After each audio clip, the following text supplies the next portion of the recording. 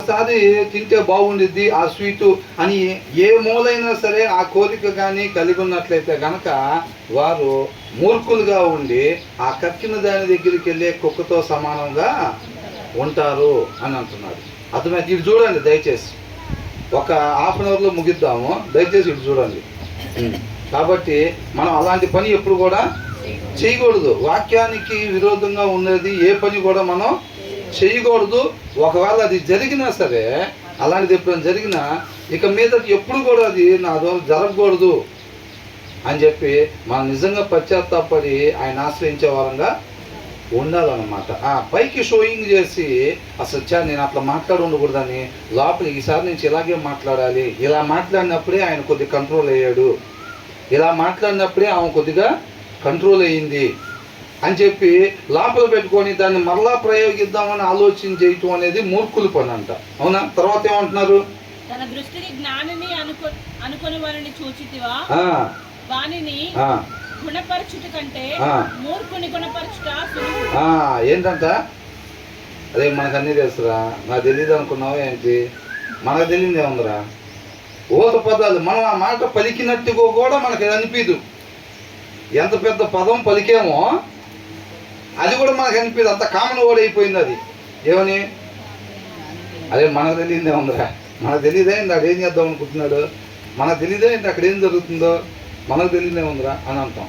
అది ఎంత పెద్ద పదం. మనకి తెలియనిది ఏముంది అని అనుకుంటే ఏంది అసలు అది ఎంత పెద్ద పదం అది. అవునా? ప్రతిదీ అసలు మనకి ఏమీ తెలియదు, మనకే కాదు ఏ మనిషికి ఏమీ తెలియదు. ఎందుకంటే మన హృదయంలో నుంచి ఎప్పుడు ఏ మాట నీతిమంతుడు పలకాలో అనేక ఆలోచనలు ఉంటాయి, కానీ దాంట్లో నుంచి పలకాల్సిన మాట మాత్రమే పలికేటట్టుగా దేవుడు అందిస్తాడు అది. అవునా? మన హృదయానికి మన ఆలోచనకి ఆయన కావలిగా ఉంటాడు కాబట్టి ఆయన కౌన్సిల్ చేసి పంపించాలి. ప్రతి మాటని, ప్రతి చూపు యొక్క విధానాన్ని ఆయన కౌన్సిల్ చేసి పంపించాలి. కావలిగా రావాల్సిన వాళ్ళు మాత్రమే వచ్చేటట్టుగా, రావాల్సిన మాట మాత్రమే వచ్చేటట్టుగా, రావాల్సిన విధంగా మాత్రమే ఆ మాట వచ్చేటట్టుగా. అర్థమవుతుందండి? ప్రవర్తించాల్సిన రీతిగా మాత్రమే మనం ప్రవర్తించేటట్టుగా దాన్ని దేవుడు నడిపించాలన్నమాట. నడిపింపు దానికి వాక్యం కావాలి. ఆయన ఎప్పుడైతే పలికిస్తాడో ఆయన పలికిచ్చే ప్రతి మాట వలన పరిస్థితులు మారిపోతూ ఉంటాయి. ఆ ప్లేస్లో అవునండి నేనే చేశాను అనే మాట ఆయన పలికిచ్చాడు అనుకో, దాన్ని బట్టి నేనే చేశాను అని అంటే అక్కడ పరిస్థితుల తర్వాత ఒక రకంగా ఉంటాయి. నేను కాదండి చేసింది అని అన్నాం అనుకోండి, అప్పుడు అక్కడ పరిస్థితులు ఏమవుతాయి? మారిపోతాయి, మళ్ళీ వేరే రకంగా మారిపోతాయి. ఆయన ఏ మాట మన ద్వారా పలికిస్తాడో తెలియనప్పుడు తర్వాత ఏం జరిగిద్దో నీకు నాకు ఎట్లా తెలుసు? నేను చెప్పేది అర్థమవుతుందా? పూర్తిగా ఇటువైపు నిన్నే కొద్దిగా యాదమర్చి పక్కకు తిరిగాను, జస్ట్ అట్లా డ్రైవింగ్లో పక్కకు తిరిగితే కారు వెళ్ళి ఆటో గుద్దా. దానికన్నా ముఖ్యమైనది. అర్థమవుతుందండి? 100% డ్రైవింగ్లో కాన్సన్ట్రేషన్ చేయాలంటే దానికన్నా ఎక్కువ కాన్సన్ట్రేషన్ చేయాల్సిన పరిస్థితి అన్నమాట. మనం ఎక్కడైతే కొద్దిగా యాదమర్చి కొద్దిగా అటు పోనిస్తామో మనసును వేరే వైపు, ఆ ప్లేస్లో తప్పిపోయేవారు ఉంటాం. ఎందుకంటే ఆ ప్లేస్లో మనం ఎలా ఉండాలో మనకి తెలియదు కాబట్టి ఏమంటున్నాడు? దేవుడు ఏదైతే మాట మనకు అందిస్తాడో, ఆ టైంలో ఏ మాట మాట్లాడాలో అది అందిస్తాడో, ఆ మాట మనం పలికినప్పుడు అక్కడ పరిస్థితులు మారిపోతాయి. అవునండి నేనే చేశాను అన్నప్పుడు ఒకలాగా ఉండేది పరిస్థితి, నేను కాదండి చేసింది అన్నప్పుడు ఇంకొకలాగా పరిస్థితి మారిపోయింది. ఆయన ఏ మాట పలికిస్తాడో ఆ టైంలో మనకు తెలియదు కాబట్టి తర్వాత పరిస్థితి ఎలా ఉంటుందో మనకు ఎలా తెలిసిద్ది? మరి మనకు తెలియదే ఉందిరా, ఇలా తెలియదులే కదా, మనం మామూలు వాళ్ళం కాదు. ఈ బయట జనాలు చూసేదే మనం అనుకుంటున్నారులే కానీ మనం మామూలు వాళ్ళం కాదు, మనం ఎంత తోలమో మనకే తెలుసు అని అనుకుంటాం. ఎవరికి వాళ్ళకి లోపల ఫీలింగు ఉండిద్ది, కానీ మనకేమీ తెలియదు. ఆయన పలికిచ్చే మాటను బట్టి ప్రతి క్షణం పరిస్థితులు మారిపోతూ ఉంటాయి. ఆయన మన ద్వారా చేపించే ప్రవర్తన బట్టి ప్రతిసారి పరిస్థితులు మారిపోతూ ఉంటాయి. అర్థమవుతుందండి? మనం ప్రవర్తించే ప్రవర్తన బట్టి అక్కడ పరిస్థితులు మారిపోతాయండి. మారుతాయా లేదా?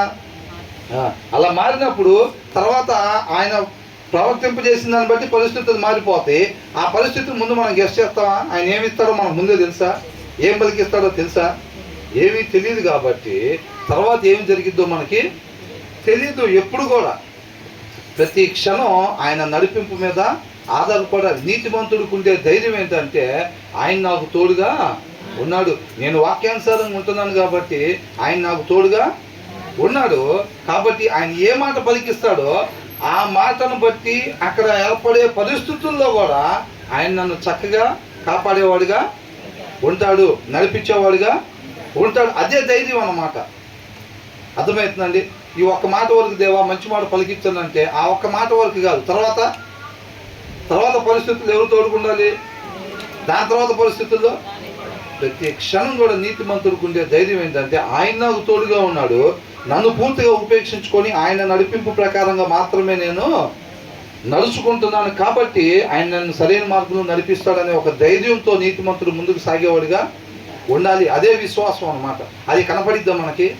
అది కనపడదు. కనపడకపోయినా విశ్వసించి నీతిమంతుడు సింహం వలె ధైర్యంగా ముందుకు సాగేవాడిగా ఉంటాడు. కాబట్టి ఇక్కడ ఏమన్నాడు?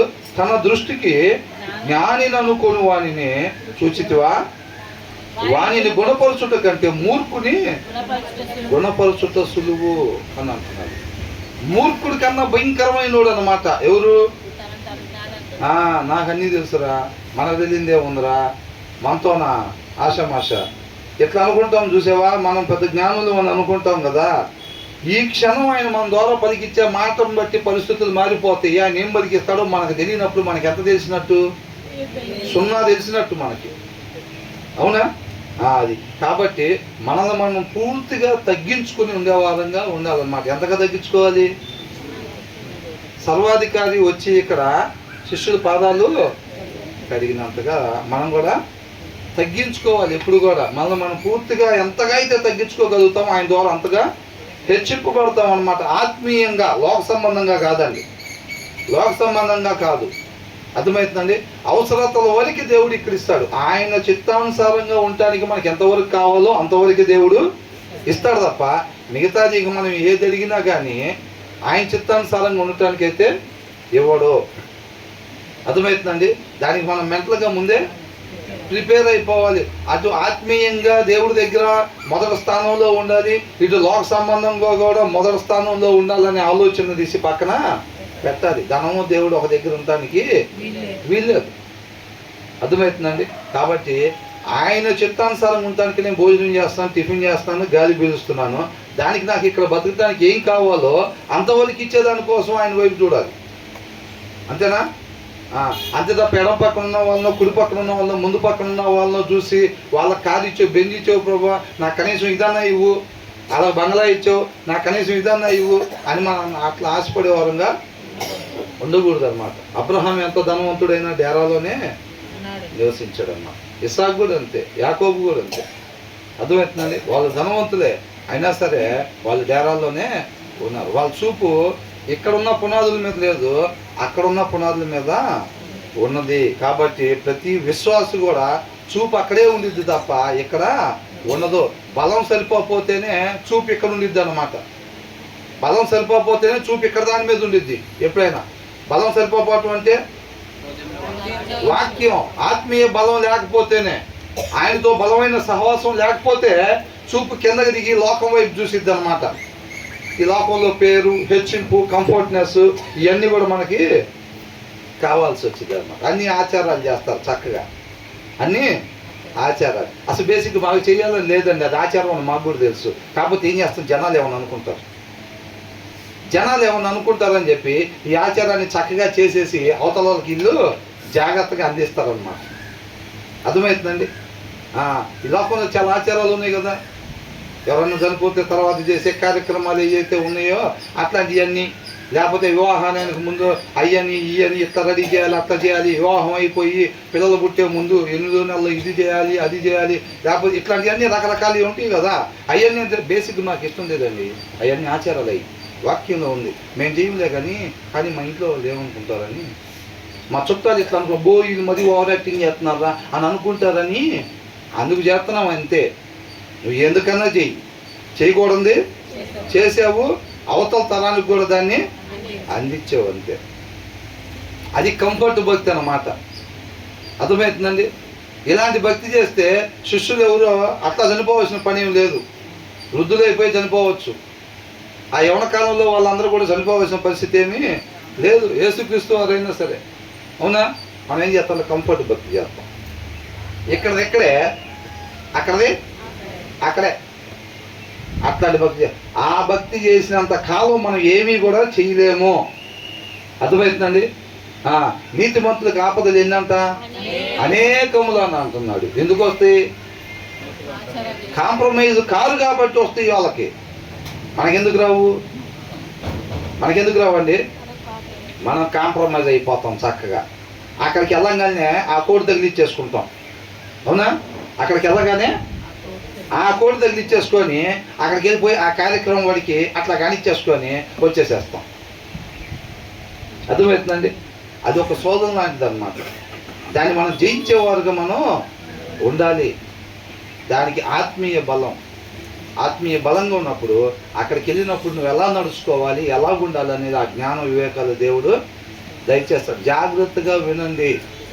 కంఫర్ట్ భక్తి మాకు ఇష్టం లేదండి, జనాల కోసం చేస్తున్నామండి, ఊళ్ళో వాళ్ళ కోసం చేస్తున్నామండి, మా చుట్టాలలో ఇట్లా వీళ్ళ మధ్య ఓవర్ యాక్టింగ్ చేస్తున్నారా అనుకుంటారని. నువ్వు వాక్యానుసారంగా నువ్వు ఉండేటప్పుడు జనాలు ఏమనుకుంటున్నారు అనేది కాదు. కాబట్టి నువ్వు దాని ప్రకారంగానే ఉండాలి. నువ్వు అలా చేసేటప్పుడు వీళ్ళు సపరేటర్ అయినా అని అనుకుంటారు. ఏసైనా అట్లా చూసారా లేదా? ఏం సపరేటరా బాబు అని. అవునా? మనల్ని కూడా అట్లా చూస్తేనే అప్పుడు మనం సరైన మార్గంలో ఉంటున్నట్టుగా. అర్థమవుతుందండి? కాబట్టి అక్కడదక్కడే ఇక్కడదిక్కడే కాకుండా మనం చక్కగా ఉండాలి. మన జ్ఞానులు అని చెప్పి మనం హెచ్చించుకునే వారికి ఎప్పుడు కూడా ఉండకూడదు. లాస్ట్ టైం దీనికి సంబంధించిన వచనం కూడా ఒకటి వచ్చింది. ఏమని? ఒక అధికారం ముందర VIP సీట్లో ముందే మనం పోయి వచ్చి కూర్చుంటే కొద్దిగా దయచేసి వెనకాల కూర్చోండి అన్నంత ఎంత అవమానంగా ఉంటుంది. మనల్ని మనం హెచ్చించుకుంటే అలా ఉండిద్ది అనమాట. మనం తగ్గించుకున్నప్పుడు ఏం చేస్తారు? మీరు కొద్దిగా ఇక్కడికి వచ్చి ముందు సీట్లో కూర్చోమని చెప్తారు అనమాట. దేవుడు కూడా అలాగే ఎవరైతే తను తగ్గించుకుంటారో అంతరంగంలో అండి, బయట జనాల ముందు కాదు, అంతరంగంలో ఆ తగ్గింపు స్వభావము ఉండాలి. అట్లా ఎవరైతే ఉంటారో వాళ్ళు గొప్పగా ఆయన చిత్తానుసారంగా వాడబడతారు. విన్నారా? ఎంతమందికి దేవుని చిత్తాన్ని గొప్పగా మహింపరచాలి? దేవుడి నామాన్ని గొప్పగా మహింపరచాలని ఉందా? అది ఉంటే మనం అంతరంగంలో సిద్ధపాటు అయి ఉండాలి. మనం పూర్తిగా ఉపేక్షించుకోవటం నేర్చుకోవాలి. అది ఒక ఎక్సర్సైజ్ అన్నమాట. అది అర్థమవుతుందండి? అది ప్రతిరోజు చేయటం ద్వారా అలవాటు అయ్యిద్ది అనమాట. 3ంటికి పొద్దున్నే లెగుద్దాం అనుకుంటాము, కానీ ఒక్కోసారి 4 అయిపోతూ ఉంటుంది, ఒక్కోసారి 4:30 అయిపోతూ ఉంటుంది. అంత మాత్రం మనం ఏం చేయాలి? అయినా సరే ప్రతిరోజు 3ంటికి లేకపోవటం అలవాటు చేసుకుంటూ ఉంటాయి. తర్వాత అది ఆటోమేటిక్గా అలవాటు అయిపోయింది. సైకిల్ దొక్కేటప్పుడు కూడా ఏమైంది? 1-2 సార్లు కింద పడతారు. తర్వాత ఆటోమేటిక్గా ఇంకెళ్ళి పాల ప్యాకెట్లు తెస్తూ ఉంటాడు, కోడిగుడ్లు తెస్తూ ఉంటాడు, అన్నీ చేసుకుంటూ ఉంటాడు. కింద పడడు. ఎందుకని? ఒక ఎక్సర్సైజ్ చేసాడు దాని మీద. మనం కూడా అట్లాగా చెయ్యాలి, కాంప్రమైజ్ కాకుండా. నువ్వు 10 మందిలో ఉన్నావు, నువ్వు అప్పుడు చేయనప్పుడే, నువ్వు వాక్యాన్ని అనుసరించినప్పుడే నీ నుంచి జనం నేర్చుకుంటారు. నువ్వు అప్పుడే అక్కడ సారాన్ని అందించగలుగుతావు. అది ఇది ఓవర్ యాక్టింగ్ చేస్తున్నావు అనుకుంటారా అని చెప్పి నువ్వు దాన్ని చేసేసావు అనుకో, ఇంకేముంది అసలు? రాసేస్తారు కదా బుక్లో, రాస్తారా లేదా? అది మనం ఉండబోలిన విధానం అన్నమాట. జనాలు అనుకుంటారు, జనాలు చూస్తారు, జనాలు దూరం పెడతారు, పెట్టకుండా ఉండరు. అది ముందే ప్రిపేర్ కావాలి, ముందే ప్రిపేర్ అవ్వాలి. అవునా? కాబట్టి తర్వాత ఏమంటున్నారు? మొదటి వచ్చిన 11వ వచనంలో ఏం చూసాం? తన మూఢతనంట, వాక్యంలో వద్దన్న దాన్ని మరలా చేస్తుంటే వదిలిపెట్టుకోవటానికి ఇష్టపడి ఆయన ఆశ్రయించకుండా మరలా ఎవరైతే చేద్దామని అనుకుంటారో వాళ్ళు ఎవరంట? మూర్ఖులు. వాక్యం అనే అర్థంలో ఆయన సరి చేసుకోమన్న దాన్ని ఏదైతే ఇక్కడ కూర్చొని చూస్తాడు.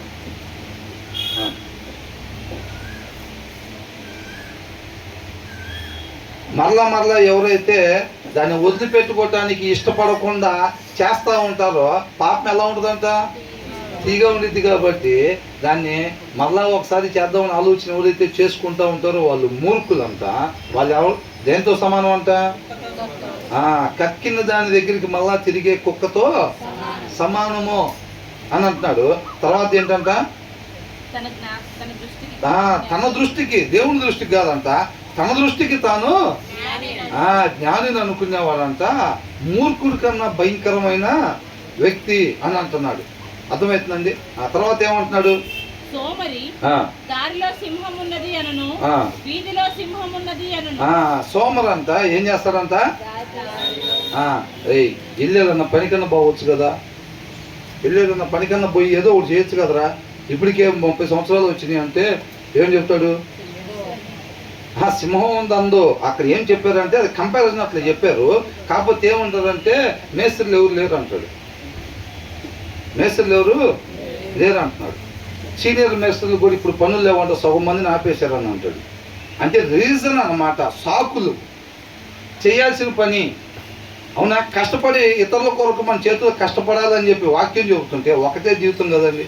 ఆయన వచ్చాడంటే రేపు రోజున ఆయన 100 సంవత్సరాల తర్వాత రానివ్వండి, 1000 సంవత్సరాల తర్వాత రానివ్వండి, ఆయన ఏమడుగుతాడు మనల్ని?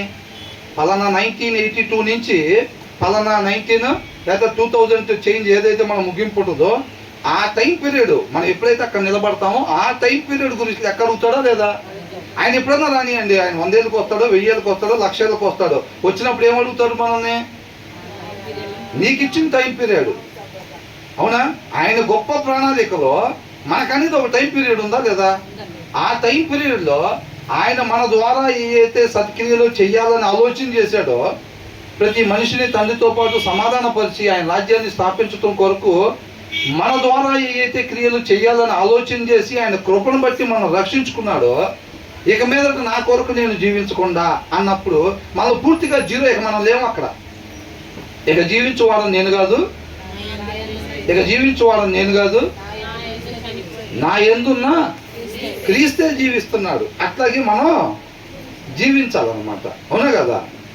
కాబట్టి మనం తర్వాత ఉండేది మొత్తం కూడా ఆ రీతిగా మనం ఇతరుల కొరకు మన చేతుల్లో కష్టపడేగా ఉండాలి. కానీ ఊరికే సాకులు చెప్పుకుంటా ప్రతి క్షణం విలువైంది, వెలకట్టలేనిది. అర్థమవుతుందండి? ఇది మరలా తిరిగి రానిది. మనం ఈ క్షణం ఎలాగ ఆయన్ని మహింపరచగలుగుతామో అలాగ ఆయన్ని మహింపరిచే వారంగా ఉండాలి. ఆ ఆసక్తి ప్రతి క్షణం కూడా ఉండాలి మనకి. దాని విలువ తెలిస్తే దానికి ఇవ్వాల్సిన ప్రాధాన్యతని ఇస్తాం అన్నమాట. అర్థమవుతుందండి? ఆయన రేపు రానే దినం మనకు ఉందో లేదో, ఇవాటి వరకే ఉంటే. అవునా? కాబట్టి ప్రతి క్షణం ఆయన కృప. ఈ క్షణం ఇచ్చాడంటే ఆ రీతిగా మహింపరచాలి. తర్వాత క్షణం కూడా ఇస్తే మరలా అది ఒక గొప్ప భాగ్యం అన్నమాట.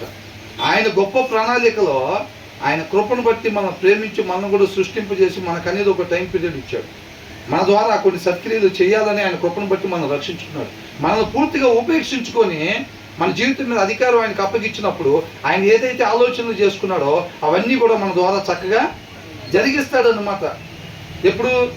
మన హృదయాన్ని ఆయనకు అప్పగించినప్పుడు, మన హృదయంలో సమృద్ధిగా వాక్యమై ఉన్న దేవుణ్ణి ఉంచినప్పుడు. అర్థమవుతుందండి? అందుకు బైబిల్ చదవాలి. ప్రతి క్షణం చక్కగా ప్రతిరోజు బైబిల్ చదువుతూ ఉంటే మన హృదయంలో సమృద్ధిగా ఆయన ఉంటాడు. కాబట్టి ఆయన చిత్తానుసారంగా ఆయన ఏదైతే ఆలోచనలు కలిగి ఉన్నాడో మన ద్వారా చేయాలని ఆ ఆలోచన మొత్తం చక్కగా మన ద్వారా జరిగిస్తాడు. అవునా? మనం ఎంతవరకు అయితే ఆయన ఆలోచన కలిగి ఉన్నాడో ఇక అంతటితో మన జీవితాన్ని ముగిస్తాడు. అలాగే దేవుడిని మహింపరిచే వారంగా ఉండాలి. స్టెఫెన్ అసలు ఆ వయసులోనే అట్లా ఉన్నాడంటే ఇంకొక 30 ఏళ్ళు ఉంచితే కనుక చక్రం తిప్పేవాడేమో, మనకు అట్లా అనిపించింది. అవునా? ఆయన తెలియదు ఎప్పుడు దాకుంచాలో. అవునా కదా? కాబట్టి మనం అలాగ ముందుకు సాగే వారంగా మనం ఉండాలి తప్ప ఊరకే సోమరులాగా సాగులు చెప్పుకుంటా బైబిల్ చదవండి అంటే రేపు 2 అధ్యాయాలు కలిపి చదివేద్దాం, ఎల్లుండి 3 అధ్యాయాలు కలిపి, దాన్ని బట్టి అర్థమైపోతుంది నీకు ఆయన ఎంత ఇష్టమో. యేసయ్య అంటే ఎంత ఇష్టం? ఎవరెవరికి ఇష్టం చెప్పండి? ప్రతిరోజు వాక్యం చదివే వాళ్ళు ఉన్నారా? చదవకపోతే అది కేవలం దెయ్యాల ఇష్టం, దెయ్యాల నమ్మకం, దెయ్యాల విశ్వాసం. ఆ మాటలను పరిగణలోకి దేవుడు తీసుకోడు. నీ క్రియను బట్టి నీ విశ్వాసాన్ని ఆయన పరిగణలోనికి తీసుకుంటాడు. నీ నమ్మకంతో నీ విశ్వాసంతో ఆ క్రియలు కార్యసిద్ధి చేస్తేనే నీతిమంతుడివి అబ్రహాం లాగా. క్రియలు లేకుండా ఉట్టి నోటి మాటలు ఇక విస్తారంగా ఇక దొర్లీయటమే, బోర్లీయటమే. ఇక మాటలు అయితే మోకాలు ఇయటం, బోర్లీయటం. ఇక ఇంటి దగ్గర కూడా వాక్యం చదవండి అని అంటే ఆహా ఏమి పరిగణలోనికి తీసుకోడు ఆయన. నీకు నిజంగా ఆయన అంటే అంత ఇష్టం ఉంటే, వాక్యమై ఉన్న దేవుడు ఆయన అంటే ఇష్టమైతే ఆయనతో సమయాన్ని గడుపుతావా లేదా? నిజంగా భర్త అంటే ఇష్టమైతే, నిజంగా భార్య అంటే ఇష్టమైతే, నిజంగా పిల్లలంటే ఇష్టమైతే వాళ్ళతో సమయాన్ని గడపరా? ఎవరితో గడపబుద్ధి అవ్వదు? ఇంటి పక్కన ఆమె దగ్గరికి వెళ్ళి కూర్చోవాలంటే ఆమె దగ్గరికి ఎవరు కూర్చుంటారు అసలు పోయి? ఎందుకని? ఆమె అంటే అంత ద్వేషం. నిన్న కొత్త చీర కట్టుకొచ్చింది కాబట్టి, ఏంటంట మనకన్నా ఖరీదైంది కట్టుకొచ్చింది కాబట్టి, మనకన్నా కొత్త చీర కట్టుకొచ్చింది కాబట్టి ఆమె చేసిన తప్పు ఏం లేదు. వాళ్ళ భర్త ఏదో పెళ్లి రోజున పుట్టినరోజున ఒక చీర తీసుకొచ్చాడు, అదే వాళ్ళు చేసిన తప్పు కావచ్చండి. పెళ్లి రోజు తెచ్చుకోవచ్చా మీరు అట్లా? ఇప్పుడు మాకు శత్రువులు అయిపోవాలా మీరు? నీ హృదయంలో వాక్యం లేకపోతే వాళ్ళు పాత చీర కట్టుకున్న శత్రువులు అవుతారు, అవునా కదా? కాబట్టి మనం అలా సోమరులాగా సాగులు చెప్పే వాళ్ళంగా ఉండకూడదు అన్నమాట. మనం కష్టపడాలి. కష్టపడకపోతే దేవుడు మనల్ని సెలెక్ట్ చేసుకోడు. అర్థమవుతుందండి? కాబట్టి సోమరు ఏమని చెప్తాడంట? దారిలో సింహం ఉంది, అరే పని చేయరా, లేకపోతే అజ్జేయరా ఇజ్జేయరా అంటే ఏం చెప్తాడు? సాకులు, రీజన్స్ చెప్తూ ఉంటాడు అనమాట. అర్థమవుతుందా? ఇలా బాటిల్తో నీళ్ళు తేరంట. అమ్మా నా మోకాలు పట్టేసిందంట. ఏంటంటే ఏం పట్టేసిందంట? మోకాలు పట్టేసిందంట. బాటిల్తో నీళ్ళు తెమ్మన పోతే ఏం లేదు, వెళ్ళి క్రికెట్ ఆడుకోరా అంటే అసలు ఏం లేదు, ఇంకా ఒలింపిక్స్లో వెళ్ళినట్టు వెళ్ళిపోతూ ఉంటాడు. బాటిల్తో నీళ్ళు తేరా అంటే మన మోకాలు పట్టేసింది, అసలు ఎగలేకపోతున్నా, గుండెకాడ నొప్పి వస్తున్నాను. ఏదంట? గుండె దగ్గర నొప్పి వస్తున్నాను అంటున్నాడు. అట్లాంటి పరిస్థితులు అన్నమాట. తర్వాత ఏంటంట? ఉదకం మీద కలుపు తిరుగును, తన పడక మీద సోమరి తిరుగును. అబ్బా చూసారా? ఏంటంట? ఇప్పుడు డోర్ ఉంటుంది కదండి, తలుపు ఉంటుందా? ఇప్పుడు మనకు అది ఉంది కదా, దానికి 2 బంధువులాగా పెడతారా? 2 బంధువులాగా పెడతారు. ఇటు చూడండి దయచేసి. 2 బంధువులాగా పెడతారా? ఆ డోర్ తీసినప్పుడు ఏమైంది? అది ఆ బంధువుల మీద తిరుగుతూ ఉండిద్ది, ఇటు తిరిగిద్ది, అవునా? మళ్ళీ ఏం చేస్తుంది? అటు తిప్పినప్పుడు మళ్ళీ ఆ బంధువుల మీద అటు తిరిగిద్ది. మళ్ళీ తర్వాత ఇటు తిప్పినప్పుడు ఏమైంది? మళ్ళీ ఇటు తిరిగిద్ది. మళ్ళా తలుపునట్టు అన్నప్పుడు ఆ బంధువులు వాటి మీద డోర్ ఇటు తిరుగుతూ ఉండిద్ది, అడు తిరుగుతూ ఉండిద్ది. సోమరు కూడా ఏం చేస్తాడు? మంచం మీద కొద్దిసేపు ఇటు తిరిగి ముడుచుకొని ఇట్లా పడుకుంటాడు.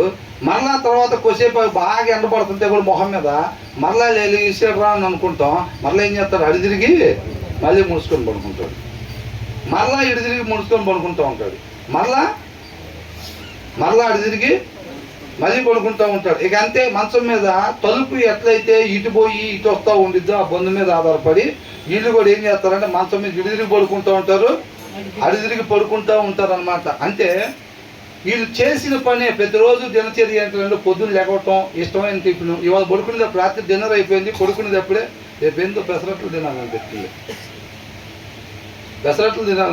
టిఫిన్ వేసేసుకుంటారు. టిఫిన్ రేపు పొద్దున పెసరట్లు ఫిక్స్ అయిపోతారు మైండ్లో. రేపు 10 అధ్యాయాలు చదువుదాం అనుకుంటే దాన్ని ఫిక్స్ అవ్వరు, అది రాయరు, అవునా? పెసరట్లు మాత్రం ఫిక్స్ అయిపోతారు, పక్కా పెసరట్లు తింటారు. ఇంకా రేపు మళ్ళీ తర్వాత ఆ పని ప్రతిరోజు దినచర్య ఎట్లా ఉంటుందో అలాగా పెట్టేసుకుంటారు. రొటీన్ లైఫ్ కొనసాగిస్తారు. దాంట్లో వాక్యం చదవటం మాత్రం ఉండదు. తర్వాత రోజు ఏమైంది? దాని తర్వాత రోజు కూడా టిఫిన్ ఆపుతారా? టిఫిన్ ఆగదు, భోజనం ఆగదు, టీలు ఆగవు, స్నాక్స్ ఆగవు, ముచ్చట్లు ఆగవు, ఇవన్నీ ఏమాగవు. ఏమాగిద్ది? వాక్యం చదవటం ఆగిద్ది, ప్రార్థన చేయటం ఆగిద్ది. వీళ్ళేంటంటే సోమరులు అన్నమాట. అర్థమవుతుందండి? ఎవరంటే వీళ్ళు సోమరులు.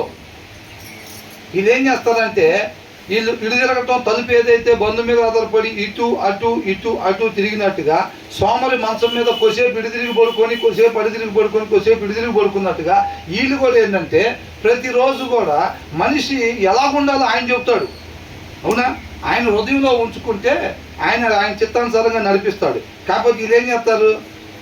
అట్లా కాకుండా ప్రతిరోజు సోమరు ఎలాగే తిరిగి అడిదిరిగి పడుకున్నట్టుగా ప్రతిరోజు ఒకటే దినచర్య ప్రకారంగా వాక్యం చదవకుండా పోస్ట్ పోన్ చేసుకుంటూ వెళ్ళిపోతూ ఉంటారు.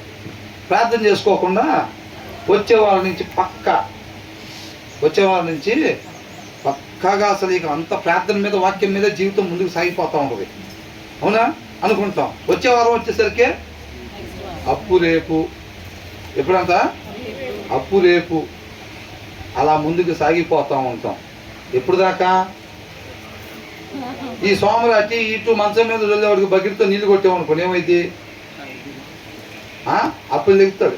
అప్పుడు కాబట్టి వీళ్ళకి ఎప్పుడు దాకా ఈ రొటీన్ లైఫ్, ప్రార్థన వెనక జరుపుకుంటా, వాక్యాన్ని వెనక జరుపుకుంటా, ప్రార్థన వెనక జరుపుకుంటా, వాక్యాన్ని వెనక జరుపుకుంటా. ఎప్పుడు దాకా? ఎక్కడో దగ్గర నొప్పి వచ్చిందాక. నొప్పు రాగానే బైబులే ఇంకా, అయ్యా ఏసయ్యా ఇక మాట వణికిచ్చి చలికాలంలో ఎండాకాలంలో కూడా అయ్యా అంట. అవునా?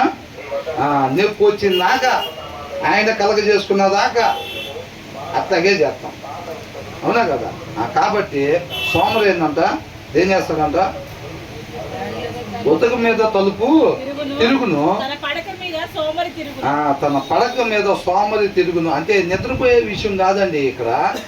మనం వాక్యం చదవకుండా, ప్రార్థన చేసుకోకుండా ప్రతిరోజు దినచర్య గడుపుతూ ఉంటాం. చూసారా? టిఫిన్లు చేసుకుంటా, పనులు, డబ్బులు, పైసలు వచ్చే పనులు చూసుకుంటా, భోజనాలు చేసుకుంటా, ఆ రొటీన్ లైఫ్ కొనసాగిస్తూ ఉంటాం. చూసారా? దాని గురించి చెప్తున్నారు అన్నమాట. వాళ్ళు సోమరులు అని అంటున్నారు, ఆత్మీయ సోమరులు. వాళ్ళు ఏమీ చేయలేరు, వాళ్ళ వల్ల ఏమీ కాదు, వాళ్ళ దగ్గర ఉన్న పైసలతో కూడా ఏమీ అవ్వదు. అర్థమవుతుందండి? కాబట్టి ఆ జ్ఞానం, వివేకం కలిగి ఉంటే, ఆయన కృపను బట్టి మనకి ఇచ్చిన సమయంతో మనం దేన్ని కొనుక్కోవాలంట?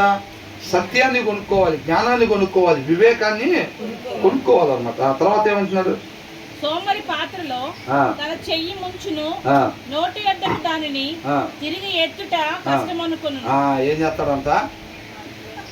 గిన్నెలో చెయ్యి పెడతాడు. ఆయన కడుపు నిండాలి, కమ్మగా ఉండాలి, రుచి, ఆశపడతాడు అట్లా. కానీ చెయ్యి మాత్రం గిన్నెలోంచి పైకి ఎత్తడు.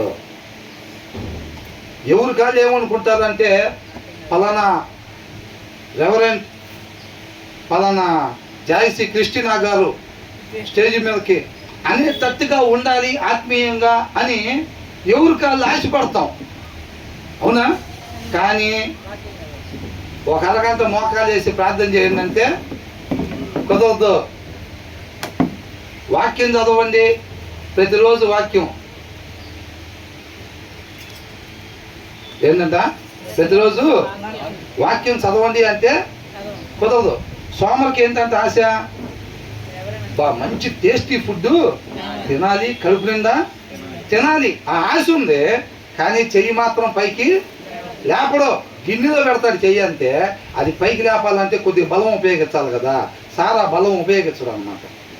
అర్థమవుతుందండి? ఇంకేం కదలబాకండి, ఎక్కడో అక్కడ ఉందండి. కానీ ఏముంటుంది? ఆశ మాత్రం ఉండిద్ది, రుచికరమైన ఫుడ్ తినాలి, కడుపు నిండా తినాలని ఆశ ఉండిద్ది. మనకు కూడా ఏమనుకుంటాం?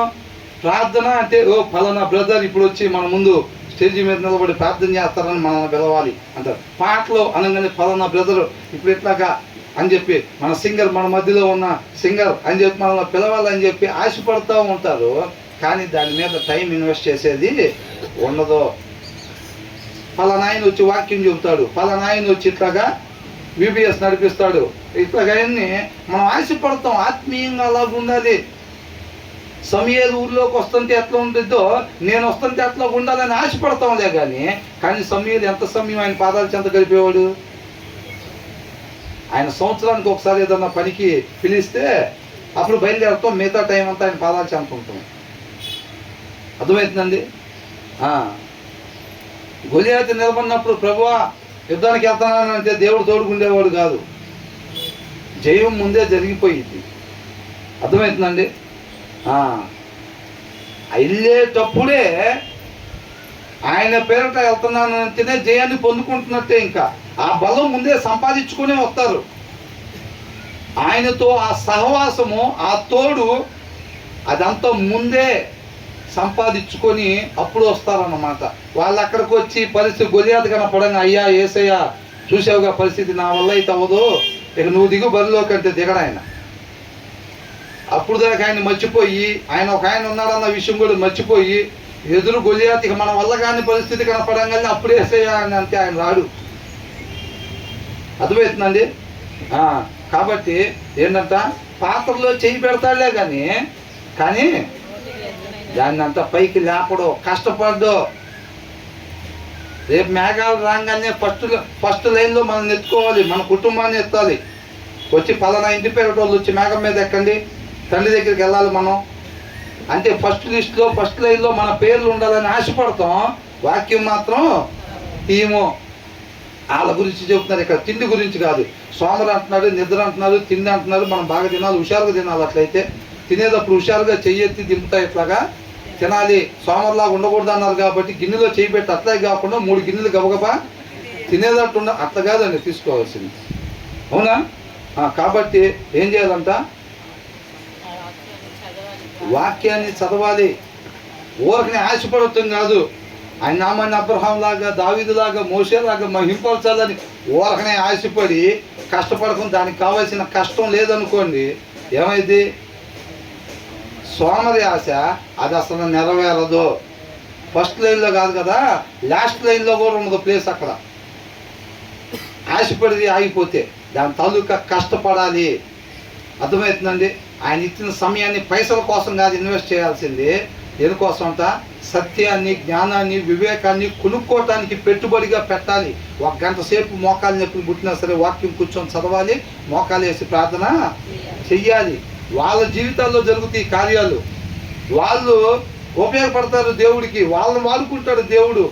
అంతరంగంలో నీటి వాగుల కొరకు దుప్పు ఎలాగైతే ఆశపడిద్దో, ఆయన చిత్తాన్ని నెరవేర్చడానికి ఎవరైతే ఆశపడుతున్నారో వాళ్ళని సెలెక్ట్ చేసుకుంటాడు, ఆయనను తృప్తిపరుస్తాడు. పైకి షోయింగ్ వలన కాదు. అవునండి? కాబట్టి అంతరంగంలో జనాల ముందు షోయింగ్ పైకి చేయొచ్చులే కానీ నిజంగా సెలెక్ట్ చేసుకుని ఆయన అంతరంగాన్ని చూస్తాడు. మనం సెలెక్ట్ చేసేది ఆయన అంతరంగాన్ని చూస్తాడు అన్నప్పుడు మన పైన షోయింగ్ చేసుకుంటే ఎట్లా? కింద వచ్చిన వాళ్ళు కూడా ఉంది. అర్థమవుతుందండి? మట్టి పాత్రకంతా సిల్వర్ కోటింగ్ ఇస్తే అదేమైంది? సిల్వర్ పాత్ర అయిపోయిద్దా? అవ్వదు. చాలామంది అదే పైన కార్యక్రమం. క్రైస్తవులు ఎంతమంది ఉండి లోకంలో ఎందుకు ఇంత దారుణాలు, ఇంత ఆత్మీయ చీకటి ఉందంటే దానివల్లే. అన్ని సిల్వర్ కోటింగ్లే. సిల్వర్ పాత్రలు చాలా తక్కువ. కాదు, అన్ని పాత్రలు చూస్తే నిండిపోయి ఉంటాయి, చర్చిలు నిండిపోయి ఉంటాయి, కానీ లోపలంతా మట్టి. అర్థమవుతుందండి? తర్వాత చూడండి, తర్వాత ఏంటంట? హేతువులు చూపగల 7 కంటే సోమరి తన దృష్టికి తానే జ్ఞానని అనుకును. వివేకముతో సలహాలు ఇచ్చేవాళ్ళు ఎవరైతే 6 7 8 మంది అయినా 10 మంది అయినా ఎంతమంది ఉన్నా సరే వాళ్ళందరికన్నా కానీ ఈయనేమనుకుంటాడంట? నేనే జ్ఞానిని. వాళ్ళు ఎంతమంది ఉంటే ఏముందరా, మనం ఒక్కలు ఉండాలనుకుంటారు. మిగతా వాళ్ళు కూడా ఏమనుకుంటారు? అరే ఆ ఫెలోషిప్లో ఎంతమంది ఉంటే ఏముందిరా, మన బయట మన తెలివితేటల కింద బలాదురే వాళ్ళు అందరూ అనుకుంటారు. అవునా? అట్లా అనుకునే వాళ్ళు ఎవరంట? 12వ వచనంలో ఏమనుంది? తన దృష్టికి జ్ఞానిని అనుకుని వానిని చూచితివా? మూర్ఖుని గుణపరచటం మీద అంత సులువు అంట. అంటే మూర్ఖుడి కన్నా భయంకరమైనోడు అని తన దృష్టికి తన జ్ఞాని అని ఎవరైతే అనుకుంటారో, ఈ సోమరు ఏమనుకుంటాడంట? హేతువులు చూపగల 7 కంటే సోమరి తన దృష్టికి తానే జ్ఞానిని అనుకుంటాడంట. చూసారండి? మనకు తెలియదే ఉంది అసలు. ఇది సగమే చూశారు మనం, బయట వాళ్ళు ఇంకా లోపల ఇంకొక సగం ఉంది. మామూలు వాళ్ళం కాదు మనం. అర్థమవుతుందా? అట్లా కనుక్కుంటాం ఎవరి కాళ్ళు. అట్లా కనుక్కునే వాళ్ళంతా ఎవరంట? మూర్ఖుల కన్నా భయంకరమైన వ్యక్తులు. మనకు తెలియదే ఉంది, మన జ్ఞానులు, మనకు అన్నీ తెలుసు అని అనుకుంటేనంత మూర్ఖుల కన్నా భయంకరమైన వాళ్ళం అన్నమాట మనం. అర్థమవుతుందండి? తర్వాత ఏమంటున్నారు? 11వ వచనంలో ఏం చూస్తాం మనం? వాక్యంలో వద్దన్న దాన్ని మరలా చేయటం, అది వాక్యంలో వద్దని ఉంది. మనిషి ఉండాల్సిన విధానం కాదు, మాట్లాడాల్సిన మాట కాదు అని తెలిసినా దాన్ని విడిచిపెట్టుకోవటానికి ఇష్టపడకుండా మరలా ఎవరైతే చేస్తారో వాళ్ళు మూర్ఖులు. కక్కిన దానికి వెళ్ళి కుక్క ఎలాగైతే వెళ్ళిద్దో ఆ కుక్కతో సమానము అని అంటున్నాడు. 12వ వచనంలో ఏముందంట? నేను జ్ఞానిని ఎవరైతే అనుకుంటారో వాళ్ళ మూర్ఖుల కన్నా భయంకరమైన వ్యక్తులు అనమాట. అవునా? 13వ వచనంలో ఏమంటున్నారు? సోమరి సాకులు చెప్తూ ఉంటాడు అనమాట. కష్టపడడు, బైబిల్ తీసి చదవడు, మోకాలు వేసి ప్రార్థన చేయడు, 1 గంట సేపు కూర్చొని వాక్యం వినడు. అర్థమవుతుందండి? ఇక్కడ రాగానే పాట ఇచ్చేయాలి, ఆ మైకు తీసుకొని జనాలను చావగొడతారు. ఇంకా ఇంటికాడ ఏమి ఉండదు. అది చక్కగా ఎలాగ పాడాలి, ఎలాగ ఉండాలి, ఎలా చేయాలనేది మనం చూసుకోవాలిగా. దాని ప్రకారంగా చూసుకొని దానికి కష్టపడాలి. అక్కడ కష్టపడాలి. ఆరాధన నడిపిస్తారు. నాకు లేదు, వాళ్ళకి ఇచ్చారు, నాకు ఇవ్వచ్చుగా, నేనేం తక్కువ, నాకు రాదా మైకు పట్టుకోవటం వస్తే కాదు. అర్థమైందండి? అందరూ ఆత్మలు పురికొల్పబడాలి. ఆ ఆత్మల్ని దేవునితో కనెక్ట్ చేయగలగాలి. దానికి నువ్వు టైం ఇన్వెస్ట్ చేయాలి. ఇంటి దగ్గర నువ్వు ప్రార్థనా పూర్వకంగా రావాలి, సిద్ధపాటు అయి ఉండాలి. అవునా? అయ్యేం లేదు. ఏం చేయాలంట? ఇక్కడికి రాగానే మైకు ఇచ్చేయాలండి. ఏం చేస్తావు? ఇస్తే ఏం చేస్తావు? మనకి ఇయర్స్గా వాక్యం చూడటానికి ఇస్తారు, కరెక్టే. మరి దాని వెనకాల ఏంది? ఇక్కడ కనపడేది ఆ 45 minutes 1 hour పిక్చరే. అసలు పిక్చర్ వెనకాల ఉండదు. అసలు పిక్చరు ముందే ఉండిద్ది. ముందు కొద్దిగా ఎక్కువ అవర్స్ పిక్చర్ ఉండిద్ది. అదంతా అయిన తర్వాతే ఇక్కడ ఉండేది 1 hour. అవునా? వాళ్ళు ప్రతిరోజు నెట్ ప్రాక్టీస్ చేసి చేసి చేసి చేసి చేసి ప్రాక్టీస్ చేసుకుని వస్తే 1 day వాళ్ళు 2 hours 4 hours నిలబడుతూ ఉంటారు వాళ్ళు. అవునా కదా? కాబట్టి ఆ కష్టం ఉండాలి. సోమరులాగా ఉండకూడదు అన్నమాట. ఉండటానికి ఏమో ఆత్మీయంగా నేను ఈ రకంగా ఉండాలి, నా జీవితంలో ఇతర కార్యాలు జరగాలి, అత్త కార్యాలు జరగాలి, నేను చేసి ప్రార్థన చేస్తే ఉంటోళ్ళు లేచి పరిగెడతా ఉండాలి అని అనుకొని ఆ వారం దేవునితో సహవాసం లేకపోతే లేనట్టే. కాబట్టి తర్వాత ఏమంటున్నారు? 14లో కూడా సోమరులాగా ఉండకూడదు అంట. రొటీన్ లైఫ్, దేవునితో సహవాసం విడిచిపెట్టి రొటీన్ లైఫ్ ఉండకూడదు. కష్టపడే వాళ్ళగా మనం ఉండాలి. తర్వాత 16 వచనంలో ఏమనుంది? కాబట్టి వివేకంగా ఉండే వాళ్ళందరికన్నా నేనే జ్ఞాని అని ఎప్పుడు కూడా మనం అనుకోకూడదు. నిజంగా జ్ఞానవంతుడు ఏం చేస్తాడంటే ఎవరైనా చెప్పినప్పుడు ఆ జ్ఞానానికి ఇంకా యాడ్ చేసుకుంటా, ముందు జ్ఞానాన్ని పెంచుకుంటా వెళ్తూ ఉంటాడు తప్ప ఇవాళ దావీదు గురించి ధ్యానించుకుందాం. దావీదు గురించి మొత్తం తెలుసు. ఇవాళ నిర్గమాకాండం మోషే గురించి అయితే మొత్తం తెలుసు మాకు. అవునా? అది కాదండి, అట్లా కాదు. అవునా? కాబట్టి తర్వాత వచ్చిన ఏం చేద్దాం? తర్వాత వచ్చిన తనకు పట్టని జగడమును బట్టి రేగువాడు దాటిపోచున్న కుక్క చెవులు పట్టుకుని వానితో సమానుడు. అది చూసారండి, తనకు పట్టని జగడమును బట్టి రేగువాడు అన్నంత. అసలు విషయం వాడిది కాదు. వీడేదో టీ స్టాల్గా టీ తాగుదామని పోతారు. వాళ్ళు ఎవరో ఇద్దరు కలిసి ఏదో చిన్న వాదన నెట్టుకోగలనే వాడేవాడు వీడు చెప్పు దొక్కాడని వీడు పోయి మెయిన్ సీన్లోకి వచ్చి ఏవానికి ఇన్ని పెడతారు.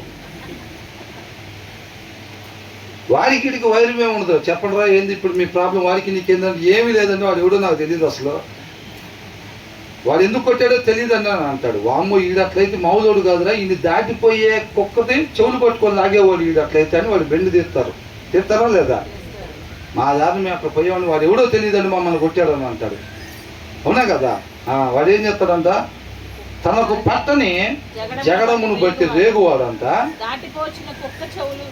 అసలు ఏదన్నా ముందుందంటే అది కలిసితే ఏముంది అని చెవులు పట్టుకున్నాడేమో జాగ్రత్తగా అనుకోవచ్చు. ఆల్రెడీ వీడికి ఏం ఆపద చేయకుండా కుక్క దాటిపోయిందంట. దాటిపోయిన కుక్కనంట చెవులు పట్టుకున్నాడంట. ఏం చేశాడు? ఆ కుక్క ఆల్రెడీ నేమ్ హాని చేయకుండా దాటిపోయి వెళ్ళిపోయింది. వెళ్ళిపోయింది అన్నాక వెనక్కి తిరిగి చెవులు పట్టుకుని లాగితే ఏం చేసిద్ది? అది మా ఇంటి వాళ్ళని కలిసినట్టుగా కలిసిద్దా లేదా? నష్టం జరిగిద్దా, లాభం జరిగిద్దా? నష్టం జరిగిద్ది, భయంకరమైన నష్టం జరిగిద్ది. తగనకి పట్టని విషయాల్లో జరబడిపోతూ ఉంటారు కొంతమంది. అవునా? వీళ్ళనేమడతారు, ఎవరి దారిని అది కూర్చుంటే ఆ బ్రదర్ ఎందుకు రాలేదు అనుకున్నారు. అది ఇద్దరికి గొడవైంది ఇంటికాడ. వీళ్ళని అడిగారు ఎవరన్నా? వీళ్ళని ఎవరు అడగరు, వీళ్ళు పోయి ముందే చెప్తారు. ఆ పక్కన వాళ్ళకి అర్థమైపోయింది ఏమని. అంతకుముందు సామెతల్లో చూసాంగా, అట్టేది వీడిని నమ్మకూడదురా, వీడు నమ్మకద్రోహి, వీడికి ఏదైనా విషయం తెలిస్తే వీడు అందరూ చెప్తాడు అన్నమాట. అవునా? నువ్వు ఎవరి గురించి చెప్పావో వాళ్ళ గురించి పరిగణలో తీసుకోరు, నీ గురించి పరిగణలోనికి తీసుకుంటారు. వీడు నమ్మకమైనోడు కాదు అని తీసుకుంటారు అన్నమాట. అర్థమవుతుందండి? కాబట్టి అవతలోకి నువ్వు నమ్మక ద్రోహం చేయబాక అని చెప్పి రాస్తుంది అక్కడ. అది కాబట్టి మనకు ఒక విషయం తెలిసినప్పుడు మనం ఏం చేయాలి? మన కుటుంబంలో జరిగింది అనుకోండి, అది ఏం చేస్తాం? ప్రార్థన చేస్తాం. శుభ్రంగా మనం ప్రార్థన చేస్తాం. కానీ గబగబా డ్రెస్ చేసుకొని స్నానం చెప్పిన ఊర్లో మొత్తానికి చెప్పేసి వస్తామా? టేబుల్ మీద టిఫిన్ పెట్టున్నా సరే ముందు చెప్పొచ్చిన తర్వాత తింటామనే లెక్కన ఒక పరిస్థితి అప్పుడు. అవునా కదా? అలాంటి పనులు మనం చేయకూడదు. ఏం చేస్తున్నాడంట? జగడాలు పెట్టుకుంటున్నాడంట. తనకు పట్టని జగడమును బట్టి రేగువాడు. ఎన్నోదండి? 17. జగడాలు పెట్టుకోమని వాక్యం చెబుతుంది. అసలు సమాధానాన్ని కోరుకోమని చెబుతుంది. ఈయనేం చేస్తాడంట? జగడాలు పెట్టుకుంటాడంట. అలాగా మనం జగడాలు పెట్టుకునే వారంగా మనం ఉండకూడదు. అలా ఉండకూడదు అని అంటే మరి ఎలా సాధ్యమైంది? అలాగా జగడాలు పెట్టుకోకుండా సమాధానాన్ని మాత్రమే చేసి ఒక ఆయన ఉన్నాడు. ఆయన మనం ధరించుకొని ఉండాలి. ఎవరైనా? యేసుక్రీస్తు వారు. వాక్యమై ఉన్న దేవుడు మన హృదయంలో ఉంటే అప్పుడు మనం ఎక్కడికి వెళ్తే అక్కడ సమాధానం ఉంటుందిలే. కానీ లేకపోతే మనం ఎక్కడికి పోతే అక్కడ జగడాలే ఉంటాయి. అడిగితే సమాధానం సమాధానం జపం చేసుకుంటే వెళ్తూ ఉంటాం. ఎక్కడికి పోయినా కానీ జగడాలే ఉంటాయి. కానీ ఎందుకని అనుకున్నామంటే ఆయన లేడు లోపల. ఆయన లేడు లోపల. అవునండి. తర్వాత ఏమంటున్నాడు? తెగులు, అమ్ములు, కొరవలు, విసరు వెర్రివాడు తన పొరుగు అంటే మన మరణానికి గురి చేసే ఫ్లేమింగ్ యారోస్ అని ఉంది. అంటే బాణాలు వేస్తారు చూసారండి. అగ్ని బాణాలు వేయటం వల్ల మనల్ని ఏం చేస్తారు? మనం చనిపోయే వారంగా ఉంటామన్నమాట. అలాంటివి వేసే వాళ్ళు ఉంటారు చూసారా, వాళ్ళతో సమానం అన్నమాట. అర్థమవుతుందండి? అలాంటివి వేసే వాళ్ళతో సమానము. ఇలా ఎవరైతే జగడాలు పెట్టుకుంటారో, గొడవలు పెట్టుకుంటూ ఉంటారు, తగాదాలు పెట్టుకుంటారు, వాళ్ళ మాటల ద్వారా ఎక్కడికక్కడ గొడవలు పెడతారు, వాక్యానికి విరుద్ధమైన పనులు చేస్తుంటారు. హృదయంలో వాక్యం లేకపోతే ఏం చేస్తారు? వాళ్ళు నోరు తెరిచారంటే నాశనమే. ఎక్కడైనా ఏమైంది? సమాధానం కుటుంబాలు కట్టబడటం ఎంత ఉంటుందా? వాళ్ళు ఎక్కడికి వెళ్తే అక్కడ తగలబడటమే మొత్తం. అవునా కదా? వాళ్ళ ప్రవర్తన ఎక్కడ చూసినా కానీ నాశనాన్ని తీసుకురావటం. వాళ్ళ మాట అయినా, చూపైనా, ప్రవర్తన అయినా మొత్తం కూడా నాశనాన్ని తీసుకొచ్చేదిగా ఉండిద్ది అనమాట. అలా ఉండకూడదు మనం. తర్వాత ఏమంటున్నారు? 19వ వచనం. ఏం చేశాడంట? మోసపుచ్చాడంట. మోసపుచ్చి ఏం చెబుతాడు?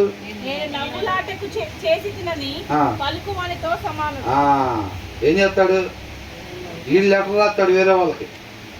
ఈ లెటర్ రాసి అదని ఇదని. ఆ లెటర్ ప్రిన్సిపాల్ పట్టుకుంటాడు. పట్టుకోగానే ఏం చేస్తాడు? అది నేను కాదు వాడంటాడు. వాడిని తంతారు ఫుల్గా. వాళ్ళ అమ్మనాన్నని పిలిపిస్తారు. పిలిపించి కౌన్సిలింగ్ ఇస్తారు. మొత్తం మాట్లాడిన తర్వాత ఏంద్రా నువ్వు చేసిన పని అసలు అని అంటే, అదే నేను జోక్గా చేశాను అసలు అంటాడు. ఏమంటాడు? వాడికి కావాలనే చేసేది. వాడికి కావాలనే చేసి ఏం చేస్తాడు? వాడి మీద వీడి మీద చెప్పి వాడిని ఇరికిచ్చేసి కొంతమందిని చూస్తే అంతే. కొంతమందిని ఇరికిచ్చేస్తూ ఉంటారు కేసుల్లో. అవునా? వీడు చేసి వాడి మీద దోసేస్తారు మొత్తం. ఏం చేశాడు అక్కడ? తన పొరుగు వాడిని మోసపుచ్చి, కావాలనే మోసపుచ్చి ఏం చెబుతాడంట? నేను నవ్వులాటగా చేశానని చెప్పి చెప్తాడన్నమాట. అర్థమవుతుందండి? మనం అట్లాంటి పనులు చేయొచ్చా? ఇవన్నీ మనకి ఎందుకు చెప్తున్నారు? ఇది ఎక్కడో వేరే గ్రహం మీద ఉండేవాళ్ళు కాదండి. వాక్యం ఎవరైతే చదవకుండా ఉంటారో రోజు వాళ్ళే ఇట్లా ఉండేది. అర్థమవుతుందండి? వాక్యం చదవకుండా ఉండే వాళ్ళే మన గ్రహం మీదే ఉంటారు, మన కాలనీలోనే ఉంటారు, మన కుటుంబాల్లోనే ఉంటారు, మన మధ్యలోనే ఉంటారు. మనం కూడా అయి ఉండొచ్చు చదవకపోతే. వాక్యం చదవకపోతే మనమైనా ఎవరైనా ఒకటే. ఆయన వాక్యం హృదయంలో లేకపోతే దావీదైనా పడిపోయే పరిస్థితే, మోషే అయినా పడిపోయే పరిస్థితే, ఎవరైనా సరే. నేను కూడానా 25 ఏళ్ళు అయింది బాప్తీసం తీసుకొని, నేను కూడా రోజు చదవాల్సిందేనా? ఏంటంట? ఎవరైనా సరే, ఎవరైనా సరే. అవునా? స్వయంగా యేసుక్రీస్తు వారే ప్రతిరోజు పెన్నల కన్నే లేచి అరణ్యంలోకి ఆయన జీవితం మొత్తంలో ఒకసారి వెళ్ళాడా? ఆయనే ప్రతిరోజు పోయాడంటే మనం ఏందండి అసలు? మనం అక్కడే ఉండాలి. ఇంకా ఇక వచ్చేది లేదు. ఆయన అరణ్యంలో పోయి రావచ్చులే, కానీ మనమైతే ఇంకా అక్కడే ఉండాలి ఇక మన జీవితం మొత్తం. అవునా కదా?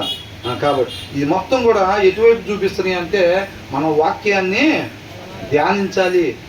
ఇప్పుడు పెట్రోల్ కార్లు పెట్రోల్ ద్వారా నడిచినట్టుగా, డీజిల్ కార్లు డీజిల్ ద్వారా నడిచినట్టుగా మనిషి జీవిత విధానం ఎలా నడవాలంట? వాక్యము, దేవుని మాట ద్వారా నడవాలి. ముందుగా ఆయన ఏదైతే మన ద్వారా సత్క్రియలు చేయాలి అని ఆలోచన చేసుకున్నాడో వాటి కోసమే మనం పుట్టేవంతే, ఇక వేరే పని కోసం కాదు. ఆయన ఏదైతే మన ద్వారా సత్క్రియలు చేయాలి, ఆయన గొప్ప ప్రణాళికలో మన టైం పీరియడ్, ఈ టైంలో మనం పుట్టాలి, ఈ టైం వరకు మనం ఉండాలి, ఈ మధ్యలో వీళ్ళ ద్వారా ఈ కార్యాలు జరగాలి చెయ్యాలి అని ఆయన హృదయంలో ఆలోచన చేసుకుంటున్నాడో మనం పూర్తిగా ఉపేక్షించుకొని ఆ కార్యాలు జరిగించి ఆయన నామాన్ని మహింపరచడానికే మనం పుట్టాము అంతే. అంతే తప్ప పిల్లోడికి 3 ఫ్లోర్లు వేసి ఇవ్వటానికి, కేజీన్నర బంగారం ఇచ్చి వెళ్తానికి, అవునా, కనీసం ఎమ్మెల్యేనా చేసి వెళ్తానికి, లేదంటే ఇంతలా ఉన్నా 150 కేజీల పిల్లోడిని చేసి వెళ్తానికి, దానికోసం కాదు మనం పుట్టింది, అవునా. కాబట్టి మన జ్ఞాన వివేకాలు కలిగి మనం దేనికోసం పుట్టామో, ఆయన ఏదైతే సత్క్రియలు మన ద్వారా జరిగించాలని ఆయన రాజ్య స్థాపన కొరకు ప్రతి ఒక్క వ్యక్తిని కూడా తండ్రితో సమాధానపరిచి ఆయనతో పాటు యుగయుగాలు ఉండే కార్యక్రమంలో ఆయన కృపను బట్టి సహోదరులను పిలిచి మనకు కూడా ఆయన తోటి భాగస్వాములు అంటే తోటి పనివారుగా మనకి ఆయన కృపను బట్టి మనం ప్రేమించి ఇచ్చాడు అన్నమాట. గొప్ప అవకాశం, దాన్ని మనం సద్వినియోగం చేసుకొని ఆయన నామాన్ని గొప్పగా మహింపరిచే వారంగా ఉండాలి. దేవుడికి మహిమ కలుగుతుంది.